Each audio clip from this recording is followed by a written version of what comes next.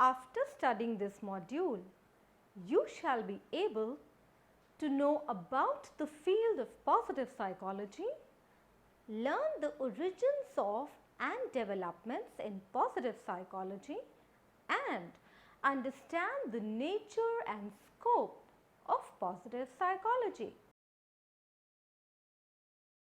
Positive psychology is a branch of psychology that uses scientific understanding and effective interventions to enable people to lead a more fulfilling life rather than merely treating mental illness. Positive psychology is the scientific study of the strengths and virtues that help individuals, communities, and organizations to thrive. Let us understand the origins of positive psychology. Following the two world wars and the return of many psychologically impaired soldiers, research funding focused more on their treatment.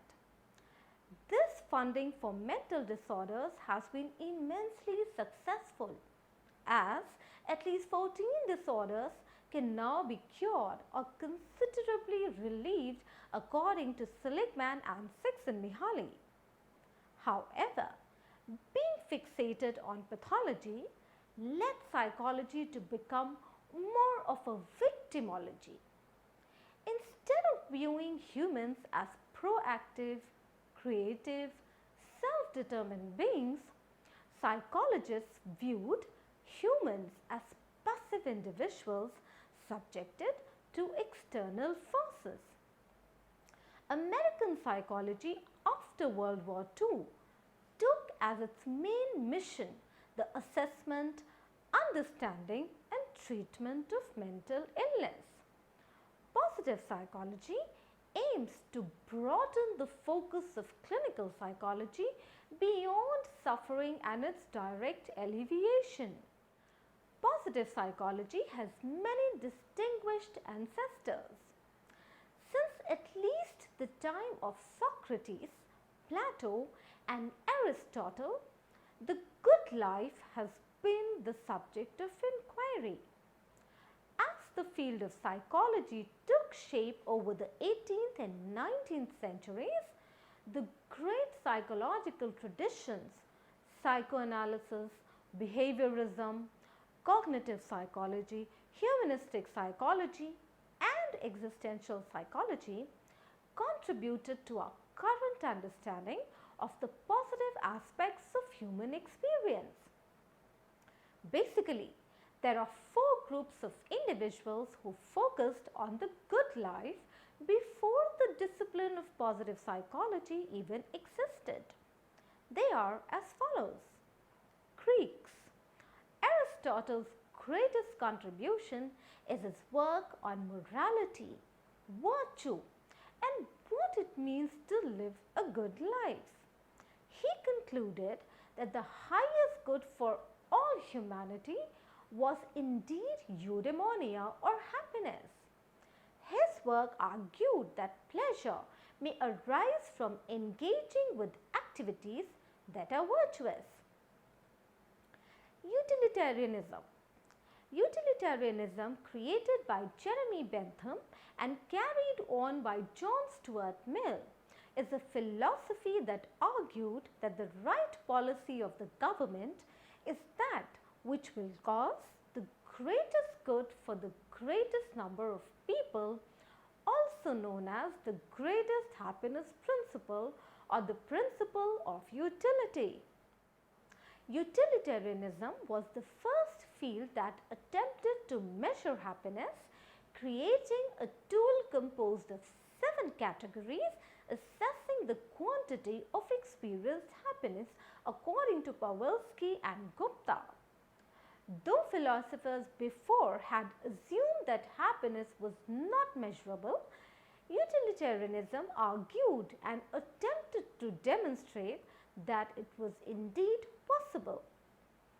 Pawlowski and Gupta proposed that utilitarianism influences some areas of positive psychology today, such as subjective well-being and the pleasurable life. William James is best known for his contribution to psychology through his widely read text, The Principles of Psychology. His chapter, The Emotions, is quite relevant for positive psychology. His contributions to linking physiology, psychology, and philosophy still have an impact in philosophical issues surrounding the mind and the body. Humanistic psychology emerged during the late 1950s and early 1960s as a response to the predominant psychological theories of psychoanalysis and behaviorism. The humanistic movement emphasized the study of the whole person. It believed that individuals' behavior is primarily determined by their perception of the world around them and their personal meanings. Individuals are not solely the product of their environment or their genes, and individuals are internally directed and motivated to fulfill their human potential. Humanistic psychology is the field most identified with the study and promotion of positive human experience. In a special positive psychology edition of the Journal of Humanistic Psychology, contributors trace the roots of positive psychology to the humanistic psychology movement according to Resnick et al.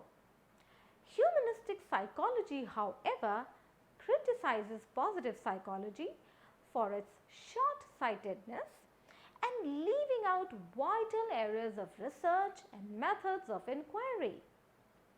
Furthermore, humanistic psychologists feel that to prove that it is a scientific positive psychology has stuck to quantitative inquiry. Martin Seligman, a professor at the University of Pennsylvania, is the person regarded as being responsible for the creation of the positive psychology movement. After decades of experimental research on his learned helplessness theory, he was appointed president of the American Psychological Association in 1998. During his inauguration at the 107th Annual Convention of the APA in Boston, 1999, Seligman introduced his agenda to correct the roadmap of modern-day pathologically focused psychology. The message of the positive psychology movement is to remind the field of psychology to review its illness orientation. Psychology is not just the study of disease, weakness, and damage. It is also the study of strength and virtue. Treatment is not just fixing what is wrong. It is also building what is right. Psychology is not just about illness or health. It is about work, education, insight, love, growth, play, etc. In this pursuit, positive psychology tries to adopt the scientific method to understand and solve problems of human behavior in all its complexity. During the last 100 years, the question that guided the thinking of most applied psychologists was, what is wrong with people? After World War II, psychology was mainly a science of healing, and so it focused exclusively on pathology and neglected the strengths, the development of which could actually prevent mental illness. Hence, it focused on the dark side of human nature. It directed its attention to the study of mental illness and understanding the conditions of the people suffering from these illnesses.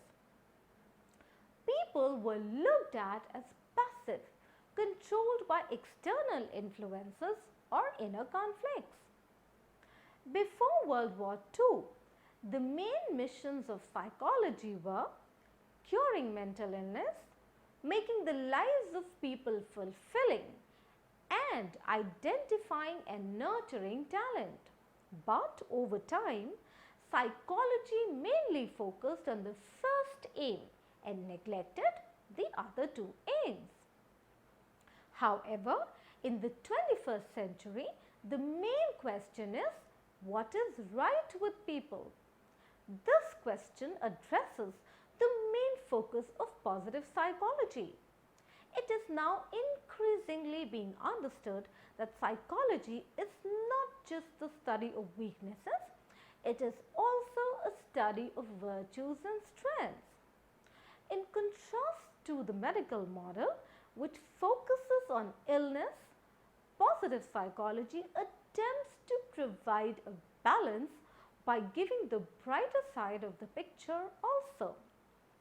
In this, it gives a complete picture of human thought and behavior. Hence, the main aim of positive psychology is to bring about a change in psychology from a preoccupation with healing to bring the study of strengths to the forefront. The field of positive psychology concerns positive subjective experience, well-being, flow, joy, happiness, hope, etc. Positive psychology is the scientific study of the strengths and virtues that enable individuals and communities to thrive. The field is founded on the belief that people want to lead meaningful and fulfilling lives, to cultivate what is best within themselves, and to enhance their experiences of love, work and play. Positive psychology has three central concerns: positive emotions, positive individual traits and positive institutions. Understanding positive emotions entails the study of contentment with the past, happiness in the present and hope for the future. Understanding positive individual traits involves the study of strengths and virtues such as the capacity for love and work, courage, compassion, resilience, creativity, curiosity, integrity, self-knowledge, moderation, self-control and wisdom. Understanding positive institutions entails the study of the strengths that foster better communities such as justice, responsibility, civility, parenting, nurturance, work ethic, leadership, teamwork, purpose and tolerance. Some of the goals of positive psychology are to build a science that supports families and schools that allow children to flourish, workplaces that foster satisfaction and high productivity, and communities that encourage civic engagement. Positive psychologists aim to improve the human condition, and hence it is not enough to only help those who suffer. Rather, the majority of normal people also need guidance to lead a richer and more fulfilling life. The 5 main areas of life where positive psychology can have an impact are getting ahead at work, raising resilient kids, building solid relationships, increasing happiness, and balancing positive and negative emotions. Positive psychologists do not claim to have invented the good life or its scientific study, but the value of the overarching term positive psychology lies in its uniting of what had been scattered and disparate lines of theory and research about what makes life most worth living according to Peterson and Bach. Those following the pathology model describe some people at some particular times in their lives. They were also able to provide help to certain people with select problems. But they failed to provide a complete picture of humankind. Positive psychology, in contrast, focuses on what is good in mankind and its environment and how these assets and strengths can be inculcated. One of the major achievements of positive psychology has been its success in giving more attention to its theories and research findings.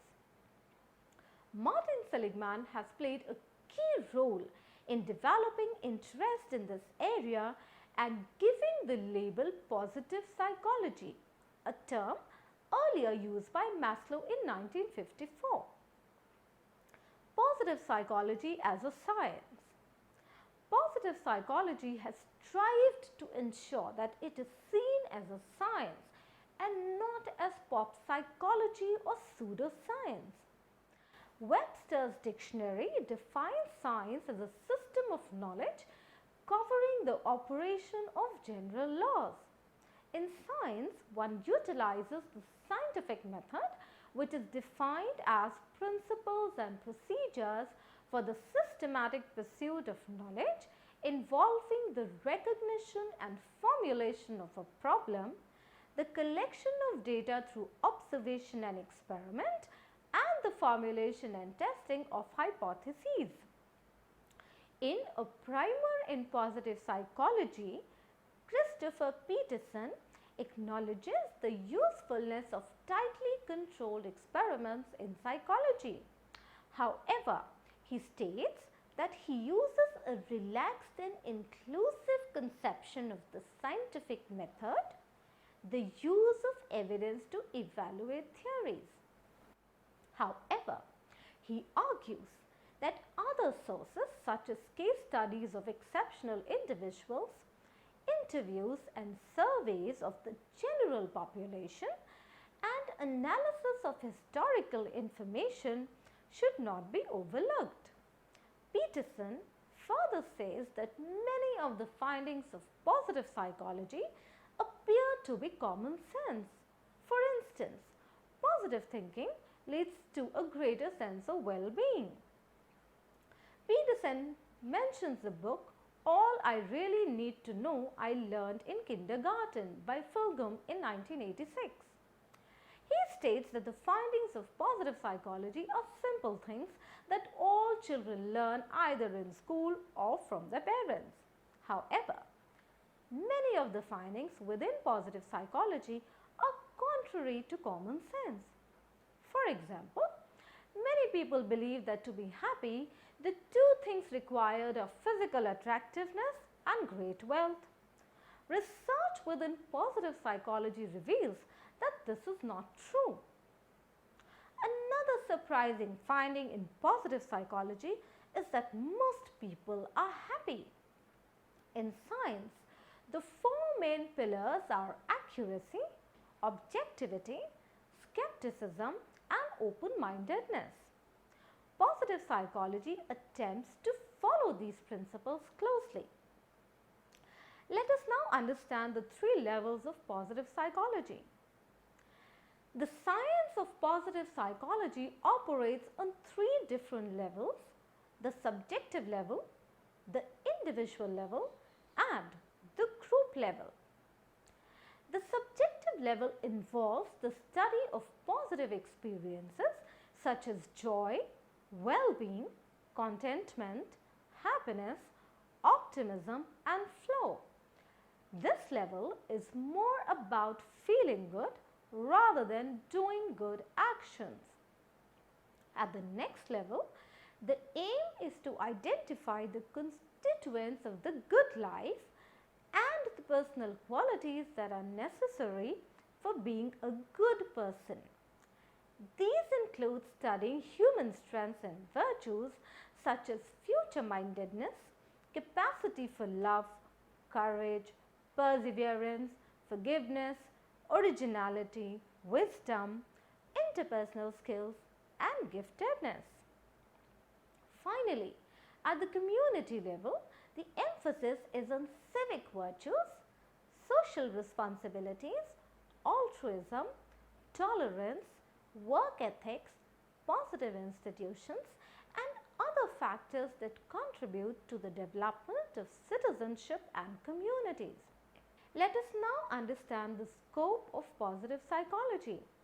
Subject matter of positive psychology can be classified into three domains according to Seligman. The first domain, the pleasant life, concerns positive emotion about the past, present and future. Positive emotions about the past include contentment, satisfaction and serenity. Positive emotion about the present include somatic pleasures and the complex pleasures. Positive emotion about the future include optimism, hope and faith.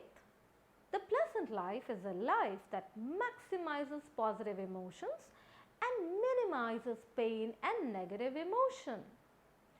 This captures the phenomena covered by the hedonic theories of happiness. The second domain is the engaged life, which consists of using positive individual traits including strengths of character and talents.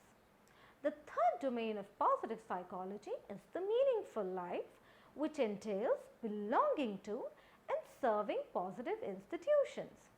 Some of the major topics of interest in positive psychology include happiness, optimism, mindfulness, flow, character strengths and virtues, hope, positive thinking and resilience. There are some areas within positive psychology that have yet to be explored in detail. One such area is the intersection between culture and positive psychology. Some people have argued that positive psychology takes a markedly Western perspective in that it emphasizes individualism, progress orientation, etc.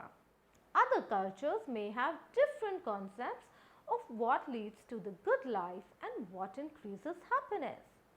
Some of the important people in positive psychology are Martin Seligman, Csikszentmihalyi, Christopher Peterson, Carol Dweck, Daniel Gilbert, Kenan Sheldon, Albert Bandura and C.R. Snyder. Let us now summarize what we have learnt in this module. Positive psychology is the scientific study of the strengths and virtues that help individuals and communities and organizations to thrive. Positive psychology has many distinguished ancestors.